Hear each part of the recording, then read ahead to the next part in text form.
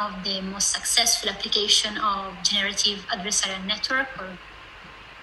Hi everyone and welcome. We are Marta and Alessandro from BitReply. I'm data scientist, is a data engineer. And today we would like to explore together one of the most successful application of generative adversarial network, or GANs. I think some of you already heard about it. And we will use it to colorize black and white pictures.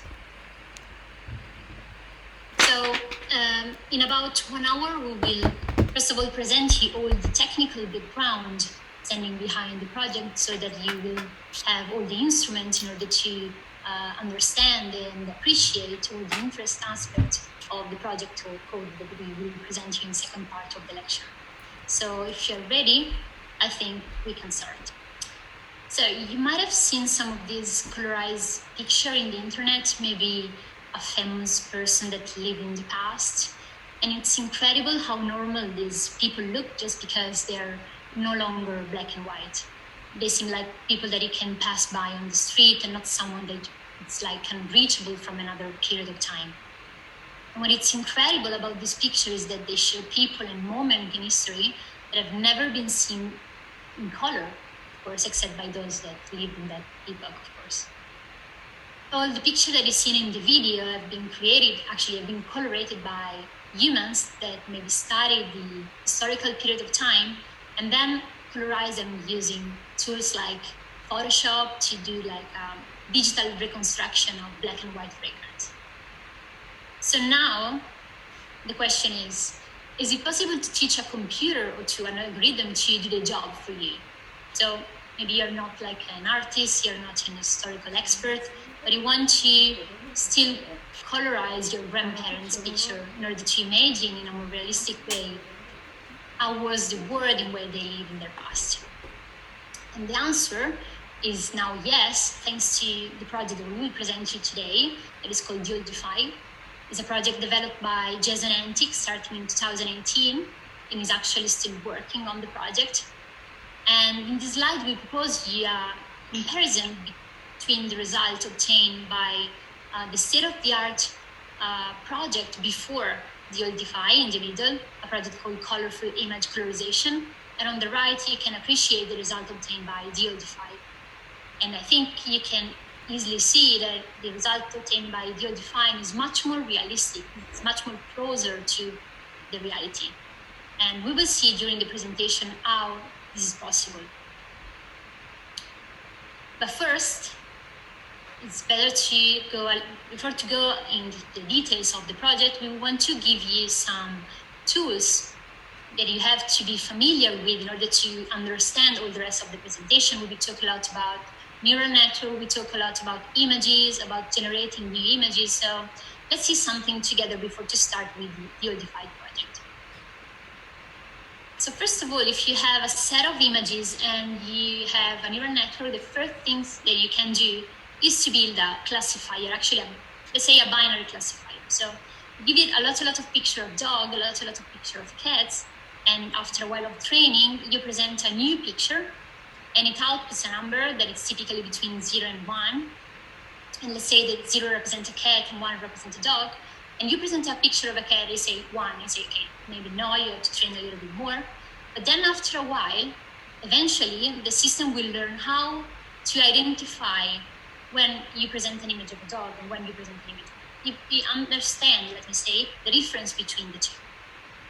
And typically, when you have to solve a problem like this, you use a neural network that is called typically convolutional neural network. So a convolutional neural network is a type of network that receives as input an image, and you pass it through consecutive layers that actually what you do is like they process the image into in order to extract some information, some key information behind the image. So what the network does is to construct like a model to understand what is a cat and what is a dog. Actually, what is an image of a cat, what is an image of a dog,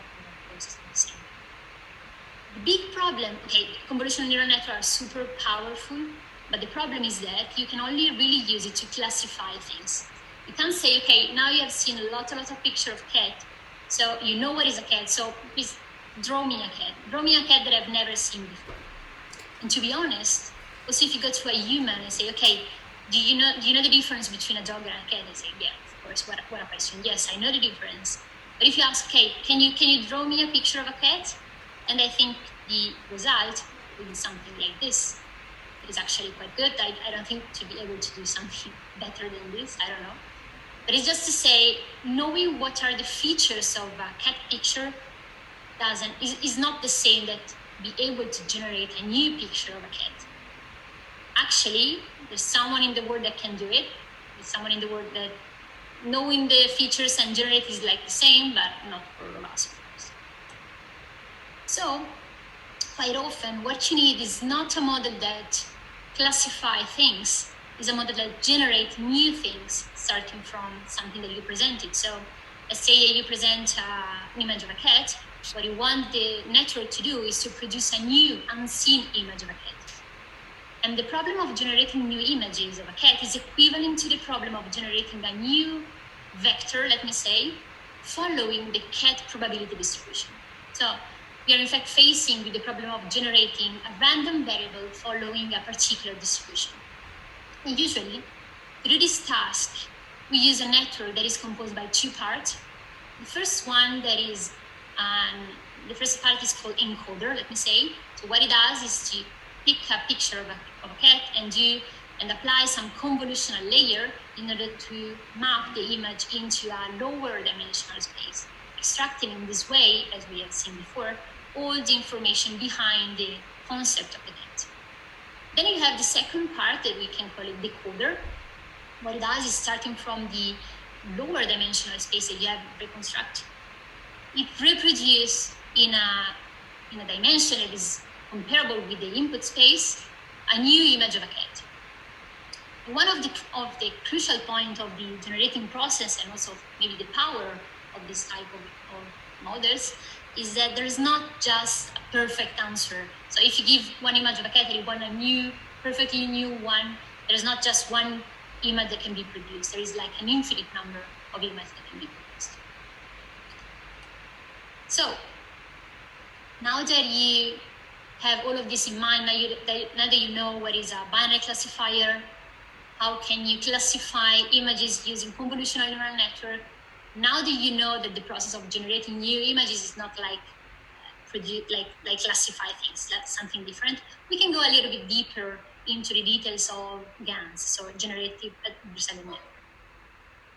And these powerful models have been introduced for the first time by Ian Goodfellow in 2014.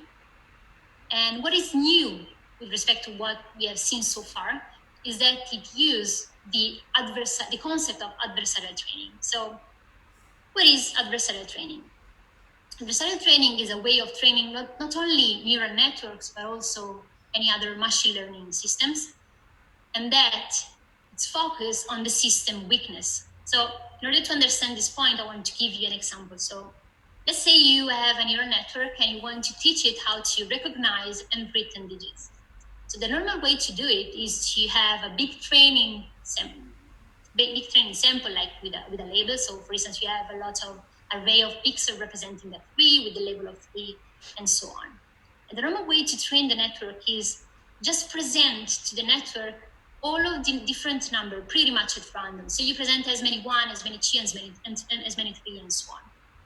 So all the time you ask, okay, what it is, it give you an answer, say, okay, you got right, you got wrong, that should be the answer. And you keep doing until eventually the system will learn to recognize the different digits. But if I ask you, if you have to do the same with a person, so you want to teach a child how to recognize digits, you won't do the same, isn't it? So you will start presenting the child all the different digits. So you will start with, you present 1, 2, 3, and so on. But then after a while that you continue to correct the child, you understand, you notice that with 2, 3, 4, 5, 6, 8, and 9, he's going to, like, he's getting like 80, 90% of accuracy. He's going like very good.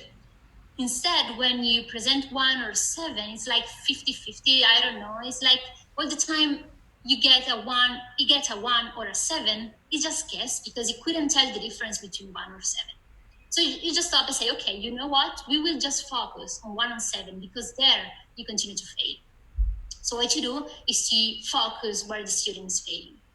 There's a kind of balance that you have to keep in mind when you train a child, when you want to teach something to a child, or of course, or in general to a human. You couldn't continue to propose something that he couldn't do, because actually at some point he would be super discouraged and just give up.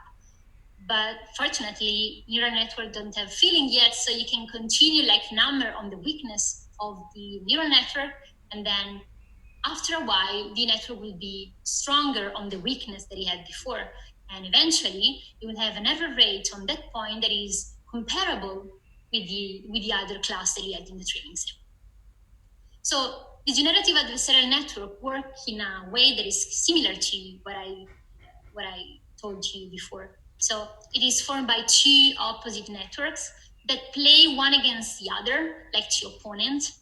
And so when one finds a strategy that is extremely good against the opponent, the other one has to understand how to deal with the strategy, and so on and so forth. So all the time that one become better, the other one is forced to get better too, in order to fight with the others.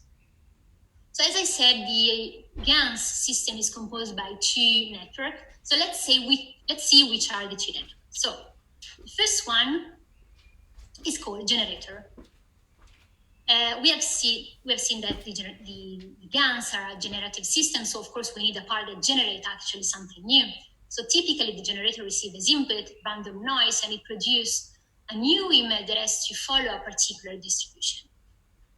The second one is called discriminator. The discriminator instead is a binary classifier. So what it happens is that it receives as input an image, and it outputs a number that is between 0 and 1. And you train that system like in a standard supervised learning way. In particular, in this system, the discriminator job is to take an image that can come from the original dataset, or it can come from the generator. So it can be a fake image produced by the generator. And its job is to say, okay, this one is a real image, this one is a fake one, and it outputs a number that is between 0 and 1. So let's say 0 is a fake and 1 is the real one. So typically, an analogy that is used by people to teach, like to tell what is the relationship between the generator and the discriminator, is the analogy of the forager and the expert investigator. So let's suppose that you are in a world with a forager, and there is an expert, and all the buyers or the art buyers in the world are complete idiots. So let's see that in the beginning, the painting of the forager are really low quality, and you just take a painting, just put Picasso on it, just sell it for a lot of money all over the world. Then come an investigator and say, you know what, I'm not sure about it. I'm not sure that this is a Picasso. So maybe I can study a little bit more which are the real Picasso one and this one, and so I can find maybe some difference between the two. And then the investigator find that the painting, the type of painting, I don't know, that is used is like completely different, whatever. And so now is completely able to detect which are the images produced by the forger and which are the images produced by the real Picasso. So now the forger is full because he couldn't sell his painting anymore. So he has to find something else. He has to find the right painting and maybe find something else to continue to produce his painting without that the forger can identify them. And they continue like in a cycle. So it's the same here. So at the beginning, the generator is making just random noise, and the discriminator can immediately say, okay, let's say the generator has to produce a cat image. The discriminator can immediately say, okay, this does not look as a cat. Okay.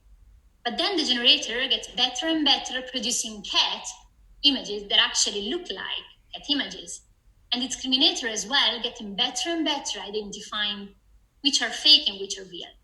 Until eventually, and theoretically, after a while that you continue to train the two, you end up with a situation where the generator produces an image, and you give this image to the discriminator that receives also some real images, and it couldn't detect the difference. It just always output 0.5. So it can be fake, can be real, I don't know.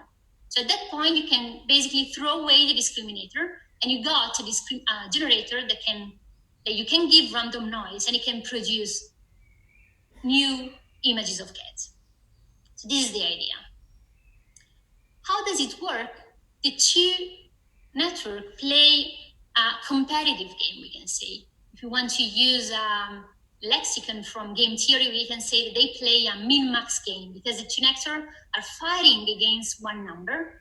The number, one wants the number to be high, the other one wants the number to be low. What is the number? The number is the error rate, the classification error rate of the discriminator. So of course, the discriminator wants the number to be low, and the generator wants the number to be high.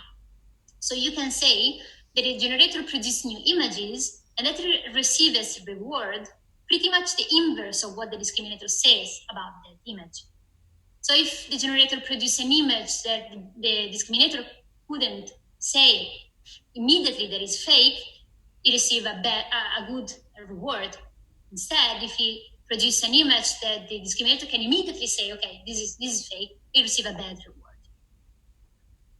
So this is pretty much what is behind GANs. So just recap what we have seen so far. GAN networks are composed by two networks, a generator and a discriminator. The generator receives as input random noise and produces data following a distribution. And then both the real and the fake data are given to the discriminator, and it has to detect what is the difference between the two. And the discriminator backpropagate also to the generator its classification errors, so that next time the generator will try to produce something that it's a little bit more mixed up with the data, with the real data, like something like this, so that will be a little bit harder for the discriminator to detect the difference. And also in this way, the error of the discriminator will be higher and higher all the time. And they continue in a cycle until eventually at the end, the generator is able to produce something that is completely indistinguishable from the real one. Then, as we said, you can basically throw away the discriminator and keep the generator that is now able to produce images that are equal to the one coming from the real distribution. So now I leave the floor to Alessandro, that is going to explain to you how all of this is used in the Odify project. Hello, everyone.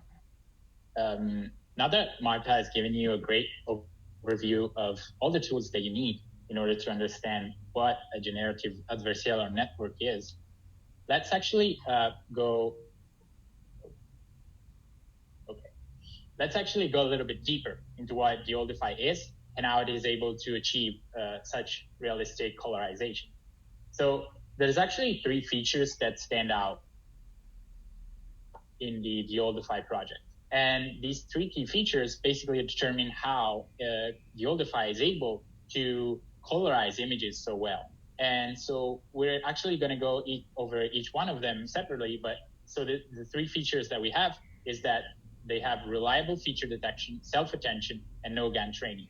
We start off with reliable feature detection. So what do we mean when we talk about feature detection? So feature detection in computer vision is basically the process that a machine uses to decide what to focus on into a particular image. And so if you take, for example, the task of being a computer and having to recognize what's into a particular image, the human brain, in order to do this kind of task, what it does is to basically try to identify what are the main characteristics that stand out in an image. For example, its shape or the color or the texture.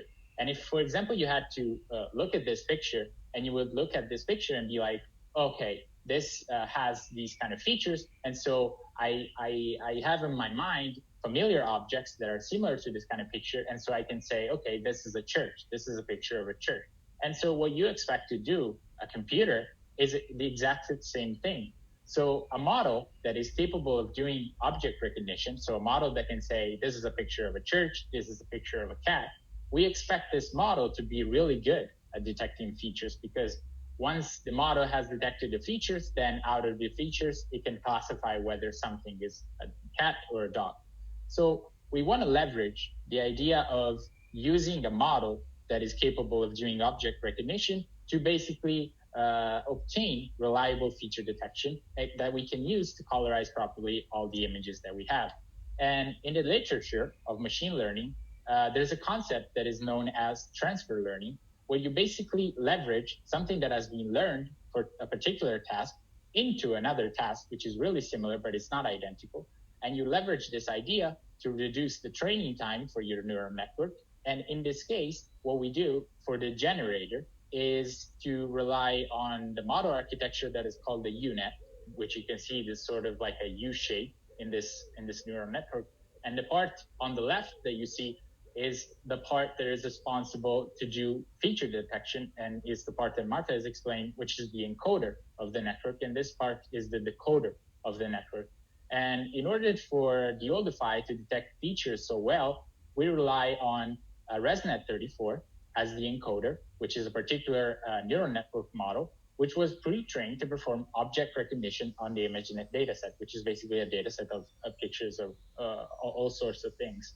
And so if we say that this model is capable of doing reliable feature detection, then obviously we want to leverage this in order to obtain proper colorization, and also saving a lot of training time. So we don't want to waste what has already been done so well. Another key feature in Oldify is a concept known as self-attention. And self-attention is basically something that has been discovered into and explained into a paper that is called Self-Attention Generative Adversarial Network. And what this does is basically an additional layer in your convolutional neural network that is capable of leveraging complementary features in distant portions of the image. So usually convolutional neural networks use receptive fields that are local receptive fields. So what that means is that they only are able to correlate parts of the image that are really close to each other. And so if you want to say that you want to correlate the fact that on this left side of the image is the color of the sky must be consistent with the color that you see on the right, you expect this to be some way understood by the model, so that if the model is able to identify this, then it can also take into account the global context and properly colorize the color of the sky.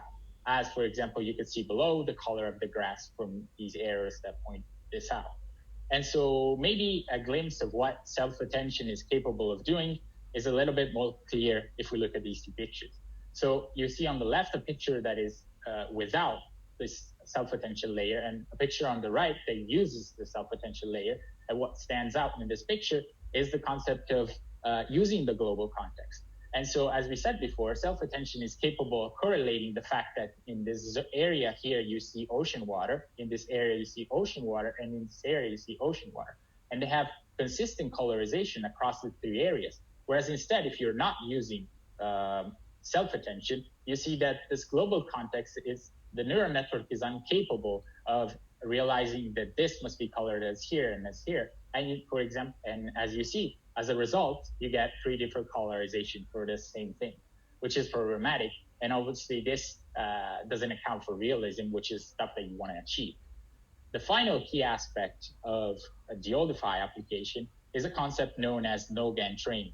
And no-GAN training is not present in the literature. It has been invented by the folks of the Oldify.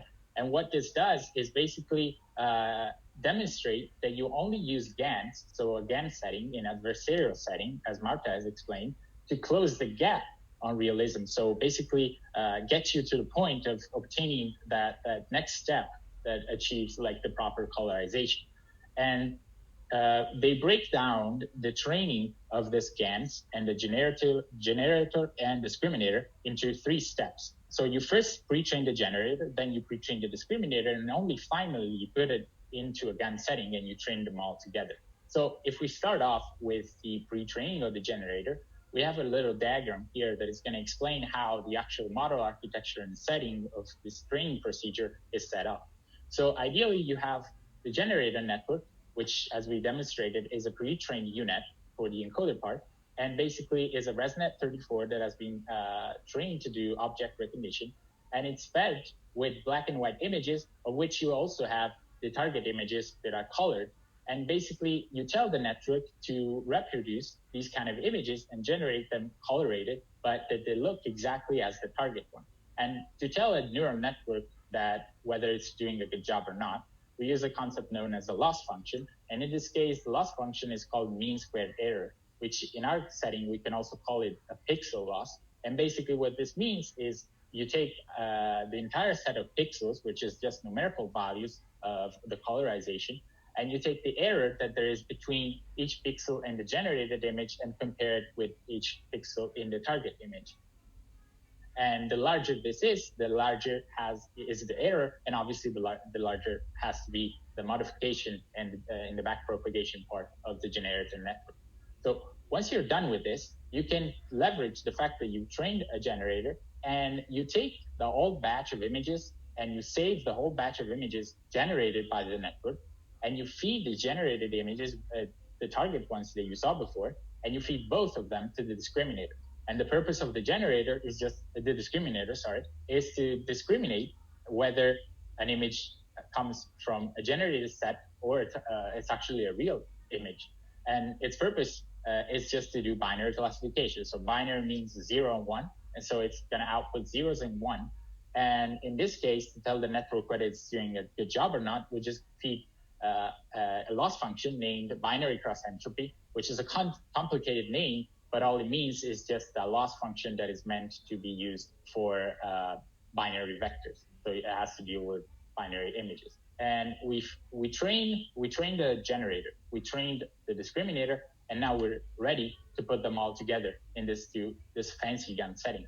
So the GAN setting, what we do in this GAN setting is that we fine-tune both networks, and the goal of the generator now becomes to maximize the binary cross entropy loss when we're feeding to this discriminator the generated images, because the purpose of the generator becomes to fool the discriminator and to actually have the discriminator to believe that an image that has been generated. So we want, as a loss function, a sort of combo of combinations of this loss function of the binary cross entropy, which is responsible for creating images that look real, but also at the same time, we don't just want to create images that look real, but actually look exactly as the original one. And that's why we still keep the mean squared error, so the pixel loss, because our generated images have to look exactly as the target one. So the colorization has to match, ideally perfectly. Obviously, this won't happen, but ideally, this is what we would want to achieve in this kind of setting.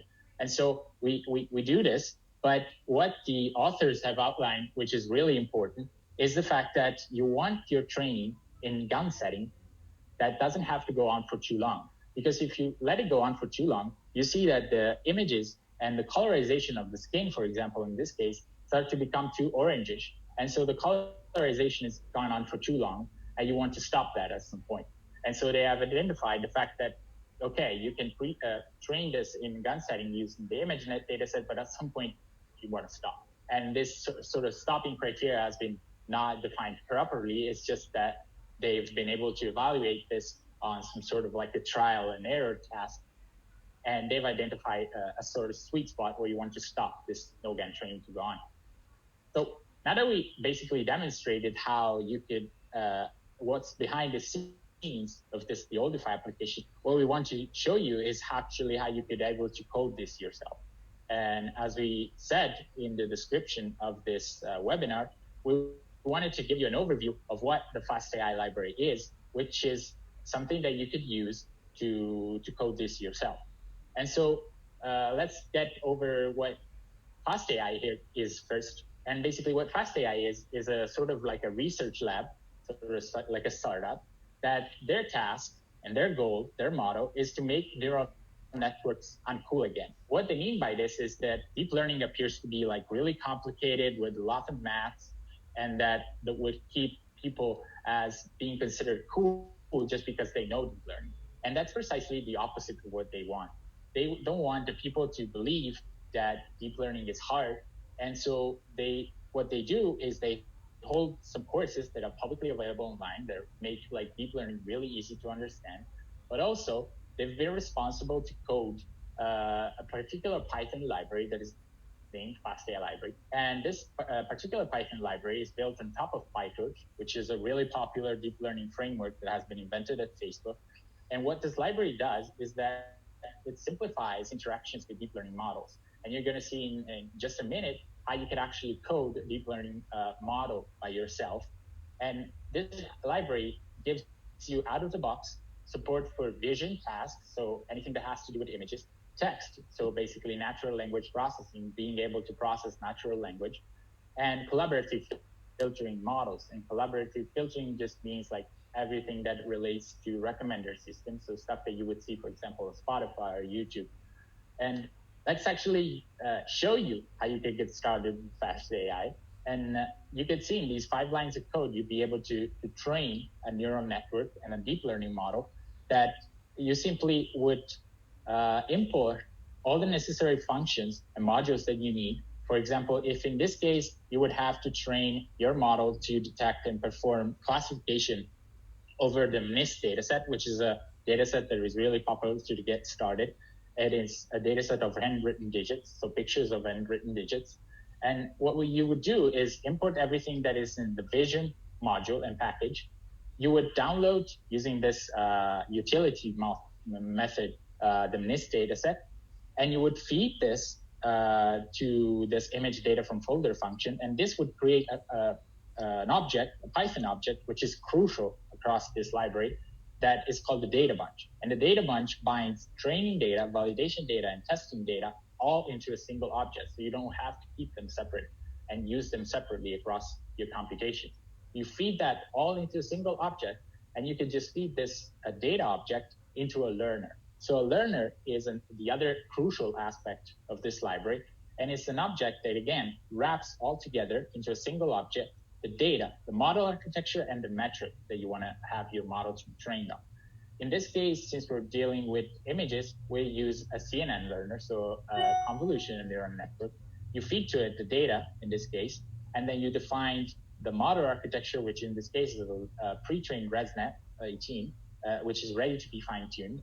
And you feed to it the metric that you want to print after every epoch of training. And this case is accuracy. So you say, okay, this is a picture of a 0. The network has to output that it's actually a 0. And if it doesn't, obviously the accuracy is 0 in this case. And with all of this, you have your model. And using the fit command, you can just let it train it. And in like 5 lines of code, you just demonstrate how you can do deep learning. So no math, nothing really hard to do.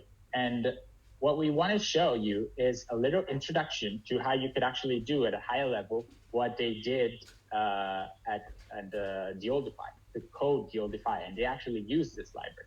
So let's start off with the generator. So how do you train the generative model? How you could actually train a network to generate colored images? So in this case, what we do again is to import everything that you need, and then you define your learner object. As we said before, in this case, the learner is a unit. So you have the unit learner object that you can create. It comes out of the box. And in this case, the data, as we said, is a data bunch object. But as we showed in the diagram, you feed to it real black and white images as input, and the colored one as target output, because you want your network to be trained to colorize these images. And with the model architecture, as we said, is a ResNet 34. So the encoder is pre-trained, and it comes and it's used in this unit model.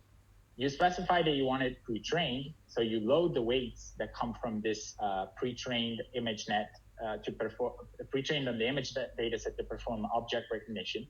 And then you specify self-attention, just a Boolean flag. So you set it to true, and it's going to add this layer that is responsible to do self-attention. And you specify the loss function. So MSE loss flat just stands for mean squared error, which is the pixel loss that we demonstrated before. And the fact that it says flat is just the fact that for computational reasons, it's just going to flatten the pixel values to so one-dimensional array. And it's just going to compute this. And what's key in this is that you have your learner object, and you can just let it train.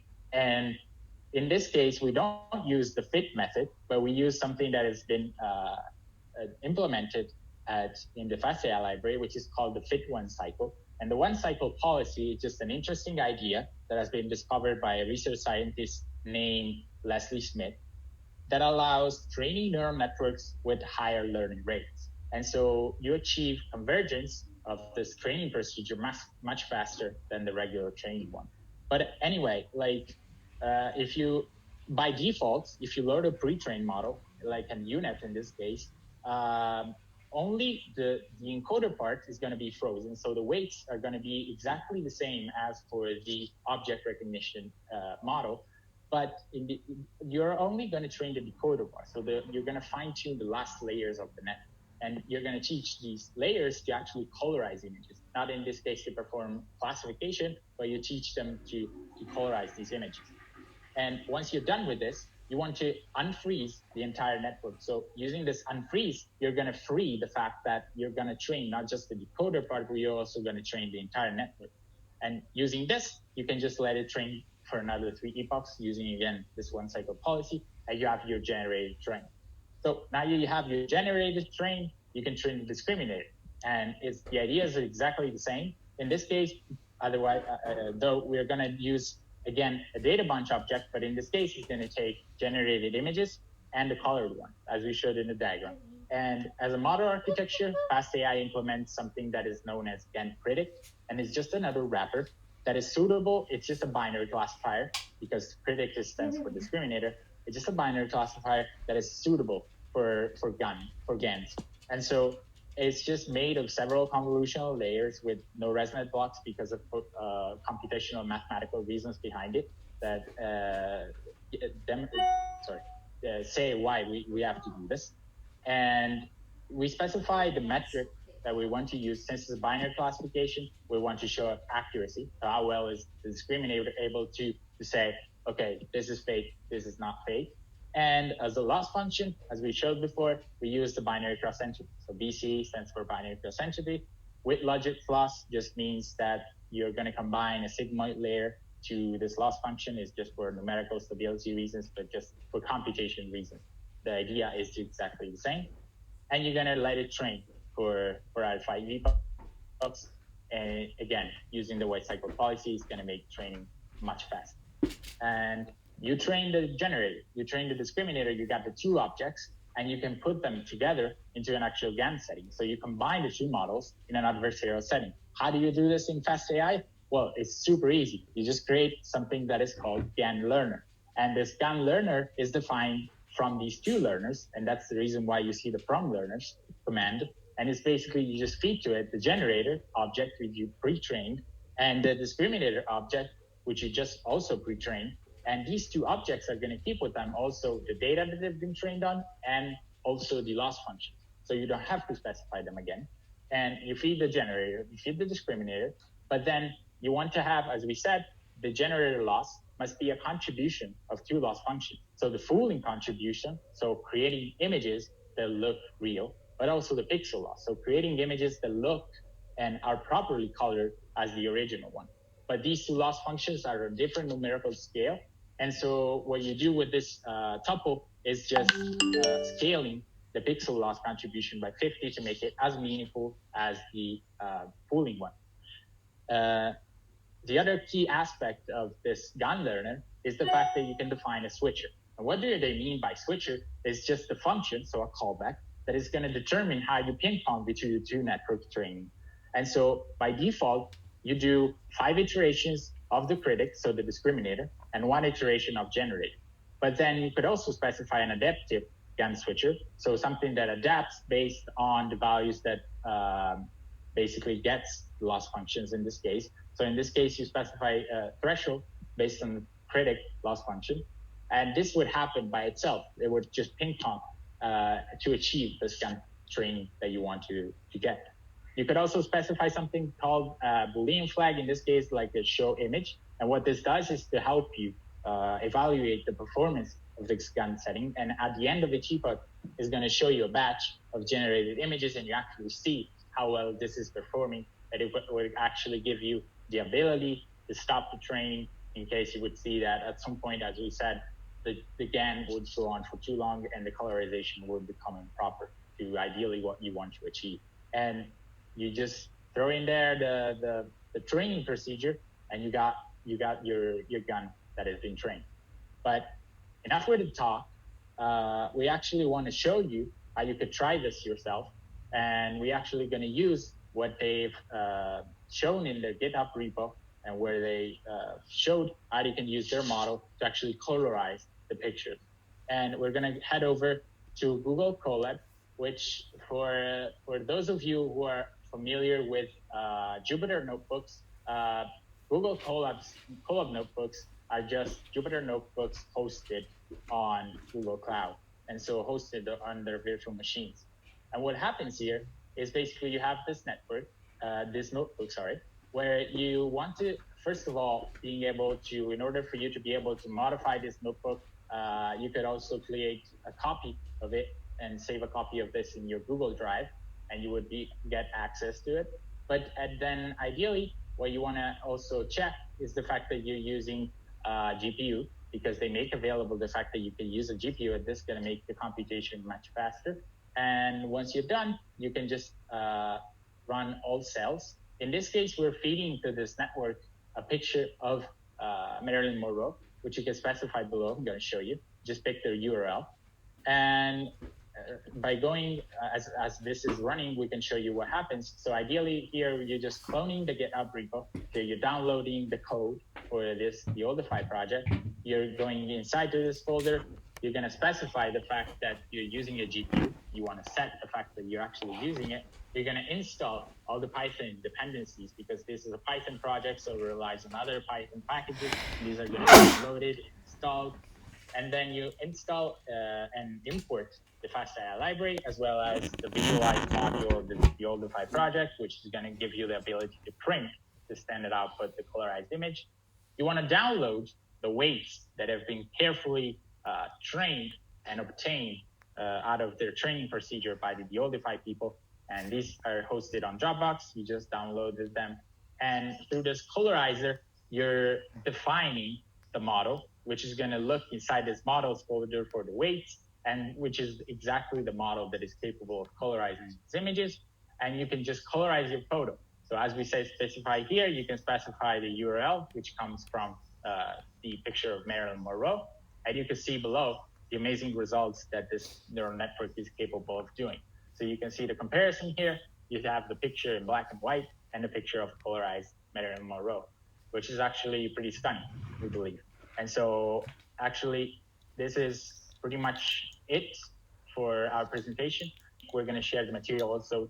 You can also find in the notebook here the link to the GitHub repo, where they have a lot of material available, and you could actually see the fact that you're using it into videos. So you could colorize your videos also, not just images. But you could play around with this Color notebook and just pick your pictures, throw it in there, make sure you upload it somewhere online, because it has to be available online. And you can colorize the pictures of your grandparents or anything really that you want to colorize. So have fun with it.